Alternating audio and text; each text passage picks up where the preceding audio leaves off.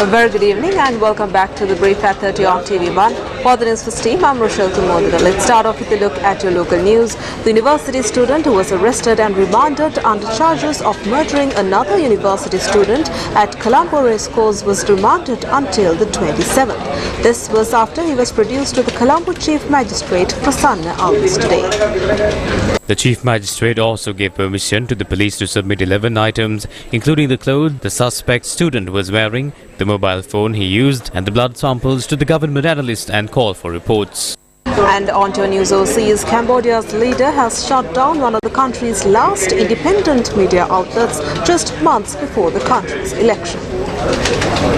Hun Sen said in a Facebook post on Sunday, VOD, or the Voice of Democracy, had published a story last week that, quote, hurt his government's reputation. He had refused to accept the group's apology, cancelling its license on Monday. According to foreign media, advocates say VOD's loss is a major blow to the nation's limited press. Editors at the news organization confirmed to the BBC that police have arrived at the Phnom Penh office on Monday morning with an order revoking their operating license. And finally, on to your sports news. New Zealand's preparations for the Test series against England are being hit on all fronts, with the cyclone, a key injury and newborn babies tearing up the squad's plan in the lead-up. New Zealand media reported towering paceman Kylie Jameson, in his first Test squad since hurting his back on the Tour of England last year, has suffered a relapse of the injury and could be ruled out of both tests.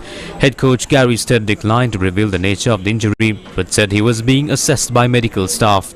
Cyclone Gabriel, which was bearing down on the North Island on Monday, prevented players from linking up with the squad for a training camp in Tauranga ahead of the series opener on Thursday. With flights cancelled due to the storm, paceman Blair Tickner and opener Will Young had resorted to driving themselves up from Napier, 4 hours south of Tauranga. Batsman Henry Nicholls also had his flight cancelled and was not expected to arrive at Tauranga until Tuesday. The team said wicketkeeper Tom Blundell had remained in Wellington following the birth of his second child, while paceman Matt Henry was awaiting the birth of his first in Christchurch.